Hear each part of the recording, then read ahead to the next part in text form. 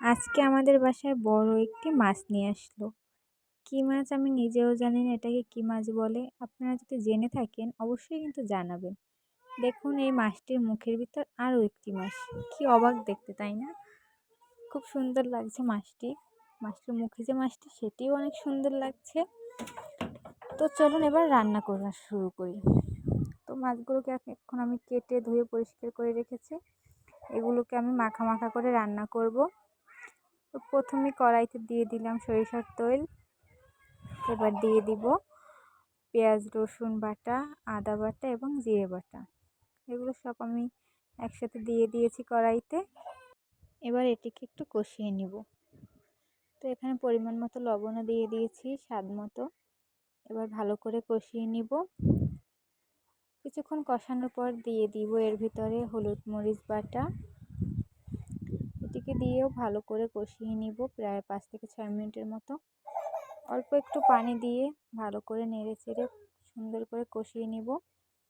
দেখতে পাচ্ছেন এখানে কিন্তু এখনই কালারটা অনেক সুন্দর এসেছে। কিছুক্ষণ কষানোর পরে আমি এর ভিতর অল্প একটু পানি দেব। পানি দিয়ে ভালো করে কষিয়ে এবার এর ভিতরে দিয়ে দিব মাছগুলো। কেটে পরিষ্কার করে রাখা মাছগুলো এর ভিতর দিয়ে দিব।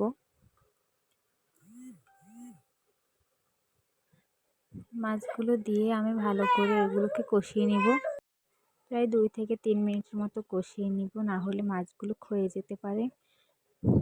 এখানে দেখতে পাচ্ছেন মাছগুলো আমি একটু নেড়ে চেড়ে কষিয়ে নিচ্ছি আলতো হাতে। এবার কিছুক্ষণ কষানোর পরে এর ভিতরে দিয়ে দিব পরিমাণ মতো পানি। আমি এখানে অল্প পানি দিব কারণ মাছগুলো সেদ্ধ হতে বেশি সময় লাগবে না, এই জন্য আমি অল্প পরিমাণে পানি দিয়ে দিলাম। এবার মাছগুলোকে ভালো করে নেড়ে চেড়ে দিব। এখানে কিছুক্ষণ ঢাকনা দিয়ে ঢেকে রাখবো। দেখতে পাচ্ছেন এখানে কিন্তু রান্না প্রায় শেষ, পানি কিন্তু অনেকটাই টেনে গেছে। তো যেহেতু আমি এটাকে মাখা মাখা করব তার জন্য আমি আরও পানিটাকে টেনিয়ে নেব। সেই সাথে রান্না করেছি পুঁই শাক। প্রথমে এখানে কড়াইতে কিছু চিংড়ি মাছ লবণ এবং সরিষার তেল দিয়ে ভালো করে ভেজে নিচ্ছি। ভেজে নেওয়ার পরে আমি দিয়ে দিচ্ছি হলুদ মরিচ বাটা। এটি দিয়ে ভালো করে কষিয়ে নিব।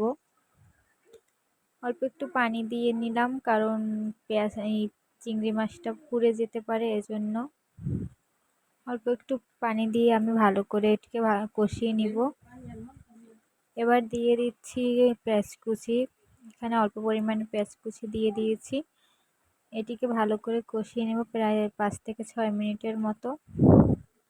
একদিকে কষানো হয়ে গেছে, দেখতে পাচ্ছেন এখানে আমি পুঁই শাক এবং পুঁই শাকের ডাঁটাগুলো কেটে নিয়েছি।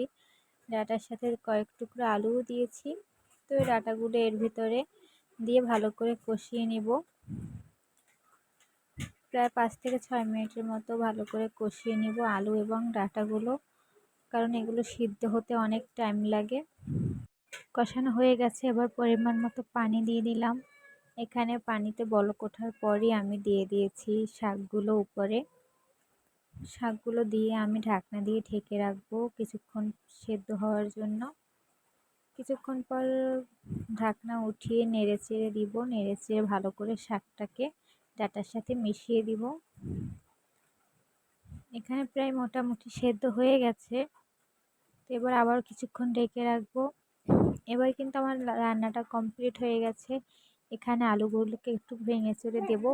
বেশ, রান্না কমপ্লিট।